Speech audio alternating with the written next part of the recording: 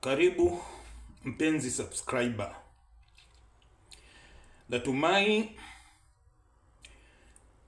mahali popote ulipo uko mzima, uko salama. Japokuwa najua katika maisha ya binadamu leo weza kuamka hivi ama weza kuamka vile. Yaweza kuwa uzuri na weza kuwa mabaya, yote twashukuru Mwenyezi Mungu.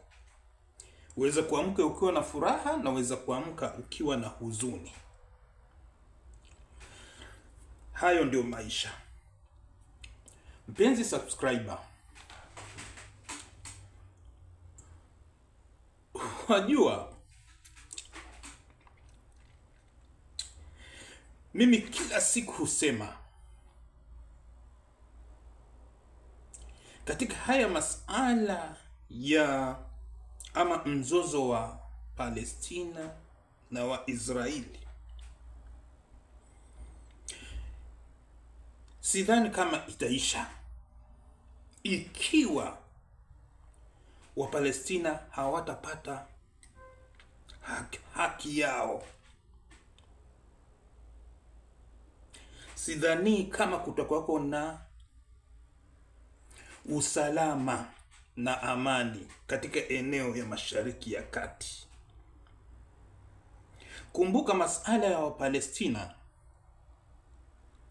matatizo ya Wapalestina si matatizo ya Wapalestina wale wako ni Wapalestina peke yake.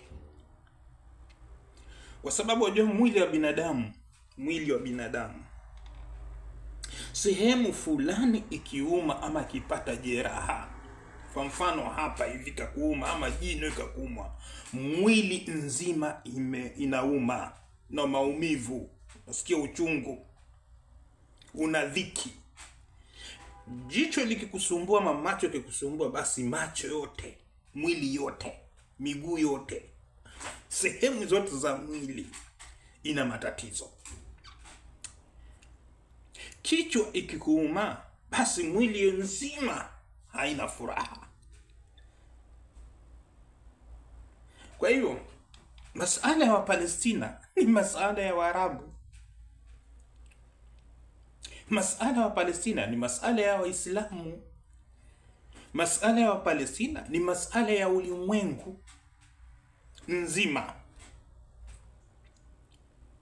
Kwa chochote kitakachotokea kule Mashariki ya Kati, athari zake inasambaa. In English we call it the effect spread.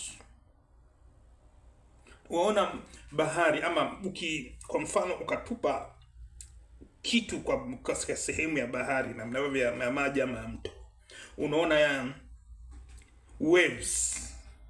Ukisikia tsunami imepiga mahali fulani ama kumetokea na mtetemeko ya ardhi katika bahari, inchi kadhaa, inchi kama 5-6 hivi zinajiandaa kupokea tsunami. Sasa kwa hiyo wa Palestina matatizo yao ama shida yao ni shida ya eneo nzima ya Mashariki ya Kati. Kwa mfano, hawa ni Waarabu, hao pia ni Waislamu. Jambo lolote likitokea kule, Waarabu eneo hilo hawatasikia raha. Sitaki kuingilia masala ya dini, kuna sababu kuna Waislamu wa Kristo na kuna Waislamu. Kuna Waarabu Waislamu na kuna Waarabu wa Kristo. Ujue hivyo. Na nikisema kwamba itatuathiri sote, kumbuka eneo la Ghuba ndio eneo ambalo kwamba linasambaza mafuta asilimia kubwa duniani. Eneo ya Mashariki ya Kati ndio inasambaza mafuta ya petroli na gesi kwa ukubwa, asilimia kubwa. Nchi zote ambao kwamba ziko Afrika, ziko sehemu fulani Asia, Marekani, zinategemea mafuta kutoka kwa nchi ya Mashariki ya Kati. shida ikipatikana katika eneo hilo, kwa mfano unaona kinachoendelea Gaza, muona Mahuthi wamezuia meli zisipite huko. Hizo meli inabeba mafuta, inasafirisha katika ulimwengu, nchi za ulimwengu. Sasa kama watu hawatapata mafuta, na mafuta ndio inasukuma uchumi ya dunia, ya Afrika, basi tunaathirika kwa njia moja ama nyingine. Bei ya vyakula vinapanda juu, bei ya bidhaa zinapanda juu, maisha inapanda juu, inakuwa kwa sababu ya. Kwa hivyo mmeshanielewa vile ninavyosema. Watu wasije wakasema haya ni masuala ya Palestina na Waarabu na Waisraeli peke yao, haitatuathiri. Ndio Waswahili wanasema, ukiona mwenzako yonyolewa, chako kitie maji.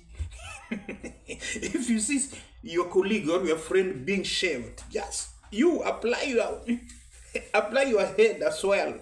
You prepare to be shaved.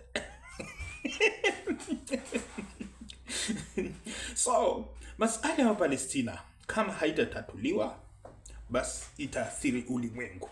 Nafikiri kufikia hapo mshanielewa. Mpenzi subscriber,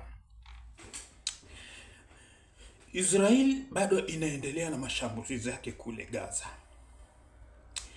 Israel na Marekani bado wanaendelea na mpango yao ya kuitwaa na kuichukua Gaza.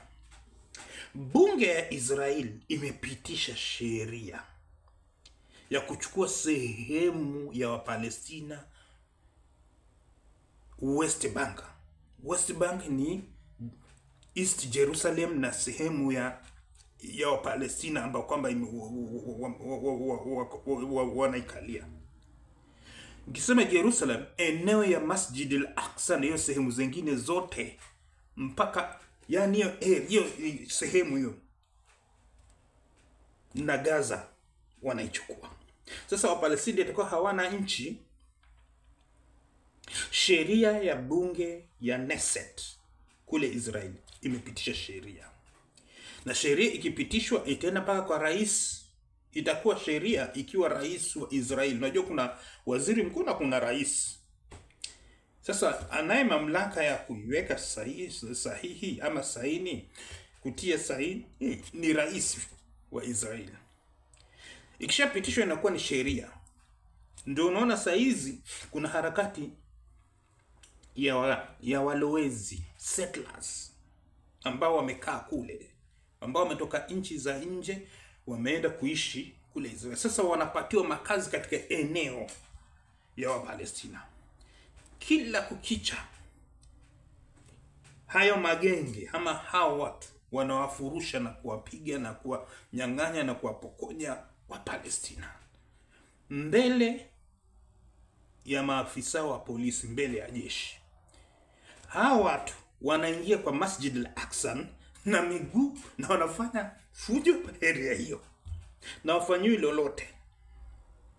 Wanazungumza vile wanavyotaka, wanawatusi wa Palestina vile wanataka. Wanaingia mpaka kule mahali kuna Palestina wanapokaa huko, mahali kuna ule Mahmoud Abbas, eneo hilo. Unajua eneo limekaliwa na Israeli. Sasa sheria inapitishwa ya kwamba sehemu hiyo yote ya Palestina itathibitiwa na itakuwa katika ardhi ya Israeli, itakuwa eneo ya Israeli. Unasikia, ikiwa itatiwa saini ama sahihi na rais wa Israeli.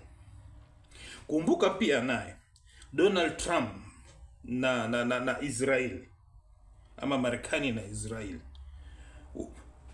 wanawafurusha wa Palestina kule Gaza, na yale uharibifu imefanywa ni mabomu, ni silaha kutoka Marekani, majumba nini wamevunja. Sasa wanataka kujenga upya. Donald Trump amependekeza kwamba aliyekuwa waziri mkuu wa Uingereza Tony Blair. Amesema, amependekeza yeye ndio atasimamia hapo. Yeye ndio atasimamia kikundi ambao kwamba, ama kamati ambao kwamba itasimamia hapo Gaza kwa kujenga upya. Alafu yeye Donald Trump amejitwika majukumu ya kuwa kinara. Sasa Donald Trump ni rais wa Marekani, tena anakuwa kinara kwa eneo ya Palestina kwa kujenga upya. Sasa jana kuna bwana ya binti wa Trump anaitwa Kushner. Yeye anatoka kule Israel na ana uraia wa Marekani pia. Yeye ni mfanyabiashara, ana mahoteli, nini vitu kama hiyo. Sasa yeye ndio anasukuma hiyo gurudumu ya kutaka kufanya ujenzi kule Gaza. Hii inamaanisha kwamba wanataka wanataka kujenga mahoteli, majumba za kifahari, mabiashara. Sasa eneo hiyo ya Gaza wanataka kuifanya ni eneo ya matajiri, yani mahali pa matajiri, watu hivi wasiende kule. Sasa itabidi wa Palestina watolewe hapo, na hiyo ndio njama ambayo kwamba ipo. Kushner alizungumza akasema kwamba eneo ambayo inathibitiwa na Hamas hawatapata fursa usaidizi wa kujenga eneo hilo. Eneo ambapo kwamba inathibitiwa na jeshi la Israeli ndio litajengwa ama itajengwa upya. Hii inamaanisha kwamba unajua kule kuna wakati wa mkataba wa amani imepangwa. Donald Trump alipendekeza kwamba katika ile mkataba umetiwa jeshi la Israeli iko ndani ya Gaza, lakini wamerudi nyuma kiasi kidogo tu. Sasa wanathibiti katika eneo ya Gaza asilimia zaidi ya 60% they control. Alafu sehemu nyingine ni sehemu ya ujeshi zimewekwa hapo, alafu upande wa chini kabisa kule ndio wa Palestina wamekusanywa upande ule mwingine. Umeshaona? So